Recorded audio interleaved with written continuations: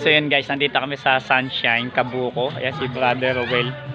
So yun, so nanganak na nga po yung asawa ko. So kauna-unahang pagkakataon may anak na akong lalaki. So yun, so very proud of. So mamaya pa, bibisitahin ko pa yung asawa sa ospital. Siya siyempre ayun, piso wifi na naman. So yan yung piso wifi. Gawa ni Brother Rowel, sulit na sulit. So tinesting, sagad. Buong iskinita, buong street ay sakop na sakop. Solid na solid. So yun. So yung medyo magkakaroon lang po tayo ng changes sa mga transaction kasi medyo babagal po ang gawa nga ng bagong panganak ng asawa ko. So kailangan ko siyang alagaan at the same time yung anak ko. So magkakaroon lang po ako ng konting delay pero lahat po ng pending ay tatapusin ko. So ito po yung may-ari, si Big Boss. Ayan, nakatalikod. Siya pa yung may-ari ng piso wifi. So sold na po, tapos na kami sa delivery.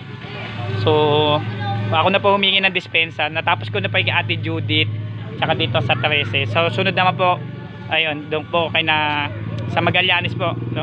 So kaya family na di mapili sa dating Vice Mayor, kaya konsyal na ngayon. So doon po tayo.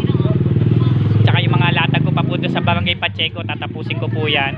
Kay Ma'am Amor, kay Sir Joel, tsaka tawag dito, kay doon sa may-ari ng hardware sa anong pangalan ng hardware? Estilo. Tatapusin ko din po yon.